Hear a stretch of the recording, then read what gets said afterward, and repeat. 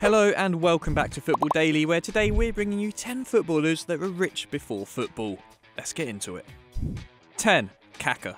We start off this list with Ballon d'Or winner Kaká.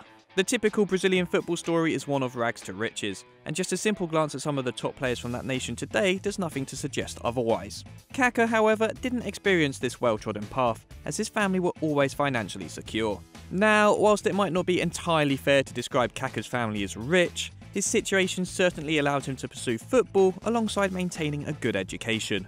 The son of a civil engineer and a school teacher, his family moved from central Brazil to the sprawling metropolis of Sao Paulo when he was just 7 years old, which allowed him to be scouted by one of the biggest clubs in the country. Kaká made his debut for Sao Paulo in 2001 and then spent over a decade in Europe, where he made over 400 appearances and found the back of the net almost 150 times. He won Serie A, La Liga and the Champions League, representing AC Milan and Real Madrid. Add to that 92 caps for Brazil, the World Cup and of course being named the best player in the world in 2007, and he certainly had a hell of a career. 9. Patrick Bamford. The only Englishman on this list, Patrick Bamford has certainly had a comfortable upbringing, which has extended into his professional career. He's a distant relative of Joseph Cyril Bamford, who founded the JCB company back in 1945, as well as obviously Joseph's son, Lord Anthony Bamford. Lord Bamford has a reported net worth of $5 billion and is close with the likes of Tony Blair and Prince Charles. Closer to home though, and young Patrick, who joined Nottingham Forest Academy as an 8-year-old, was educated at Nottingham High School, a private establishment with eye-watering fees of over £15,000 a year. It paid off though, as Bamford picked up 5 A-stars at GCSE and was offered a soccer scholarship at Harvard University in the USA, widely regarded as one of the best in the world. This became his backup option though, as he pursued the sport in England. Clearly a smart lad, Leeds number 9 can also speak French, German and Spanish, as well as play the guitar, piano, saxophone and even achieved grade 7 violin, the highest possible. This season though, he is pulling the strings at Ellen Road as Leeds looks set to return to the Premier League for the first time in 16 years. 8. Mario Balotelli. The case of Mario Balotelli is a strange one. Born as Mario Barawa in Palermo, the son of Ghanaian immigrants, the first few years of his life were as typical as you'd imagine for an African family in Italy. With his father Thomas struggling for work, the family moved up north to Brescia, where social services said that he should be fostered as his parents were struggling with his healthcare. So, at the age of 3, little Mario was adopted by Francesco and Silvia Balotelli, who lived in an affluent comune named Concesio, barely a half-hour drive away from where his biological parents live today. Only one other person of note has ever grown up in this small town: Pope Paul VI. But despite his biological parents attempting to bring him home, his foster parents' ability to afford lawyers meant Mario continued to grow up in comfortable surroundings and rarely experienced racism. And such was their influence on his upbringing, despite never officially adopting him, that foster mother Silvia was brought to tears upon learning that he would be returning home to play for Brescia, something Mario also referred to as his father's dream.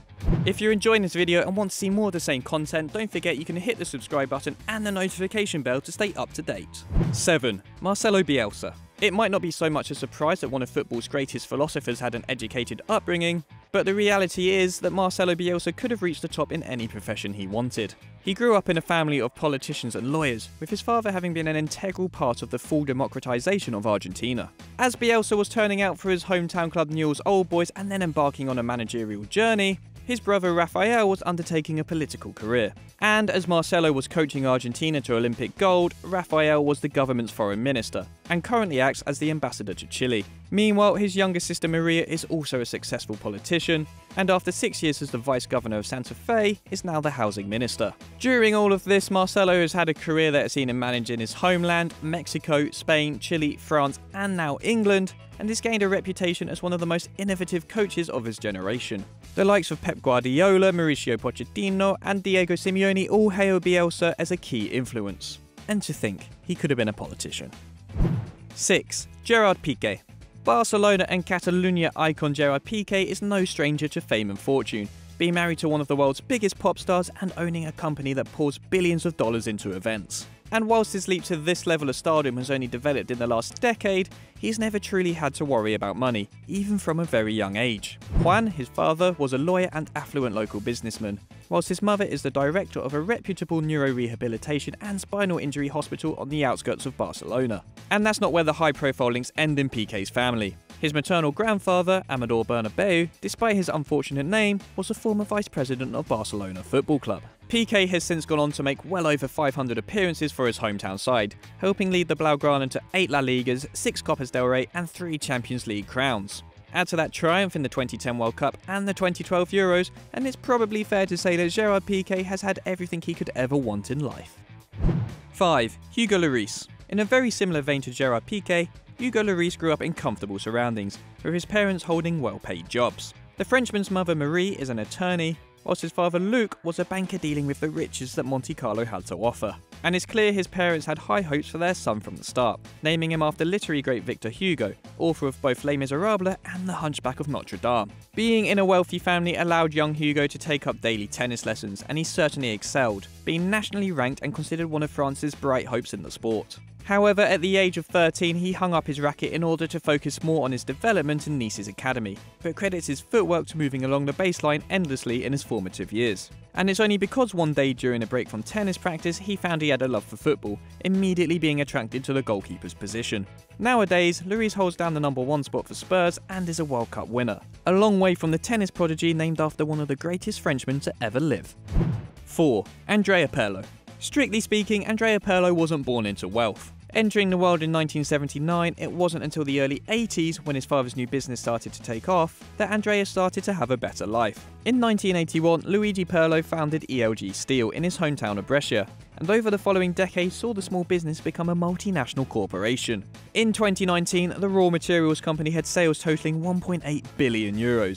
Unfortunately for the bearded maestro, he continues to own a small stake in the business. And the business bug definitely bit Pirlo, as he now owns a vineyard in northern Italy that pumps out some 50,000 bottles of wine each and every year. Amidst all this, Pirlo of course turned out for Italy's big three, Inter, Milan and Juventus, and bagged over 100 caps for Italy, as well as lifting the World Cup trophy. The fact of the matter is that he probably didn't need to go to all the effort to become one of the greatest midfielders in living memory, but we're glad he did. 3. Mido. To followers of his social media, it may come as no surprise that Mido is enjoying life as a high roller. Perhaps the biggest Egyptian football export until Mo Salah, he made his name in Belgium with Ghent before bursting onto the scene with Ajax in the early noughties, starring up front alongside a certain Zlatan Ibrahimovic. As the son of Hossam Wasfi, a successful domestic footballer in his own right, it appeared that Mido had everything he needed to succeed. Soon after, he earned a dream move to Roma, the former club of his footballing idol, Gabriel Batistuta. However, Mido retired from the game when he was just 30, after unsuccessful spells with the likes of Wigan, West Ham and Barnsley. A far cry from what was expected of the young pharaoh back at the turn of the century. He may have exceeded his father's levels by carving out something of a career abroad, but he almost could have been better off in Cairo, helping his then retired father run a hugely successful national travel company. That way, he wouldn't have to worry about the notoriety that came with being an underwhelming footballer that was destined for so much more. 2. Faik Balkir. In at number 2, we have possibly the richest footballer in the world. So why hasn't Faik Balkir topped this list? Well, because he is yet to make a professional appearance. Born in Los Angeles, Faik is actually the nephew of the Sultan of Brunei, who is worth a reported $20 billion and at one point was the richest man in the world. Faik's father, and the Sultan's younger brother, Jeffrey Balkir, is considered to be one of the world's most notorious playboys, but Faik certainly hasn't followed him down that path. Just 21 years old, he's currently a part of the Leicester City setup, although since signing in 2016, he's yet to make the step up to the first team. Faik has been in the English academy system since 2009, when he signed for Southampton, and has also represented the youth teams of Arsenal and Chelsea. Unsurprisingly, he also quickly rose through the national team ranks, playing for Brunei's under-19s as a 15-year-old and their under-23s when he was just 17. Faik already captains the full national team at his tender age, and hopes he can soon make a mark in the English game too. 1.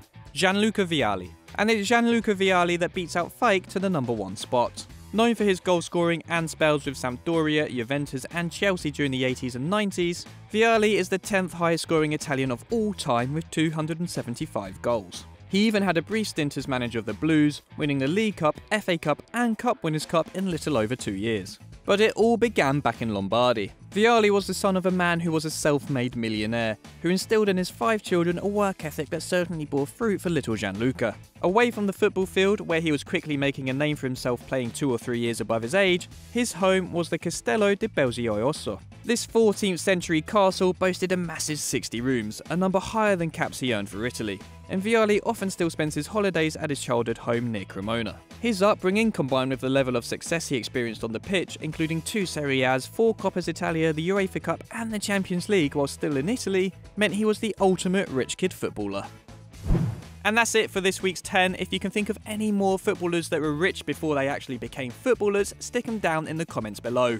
And as ever, don't forget to like the video and subscribe to Football Daily. See ya.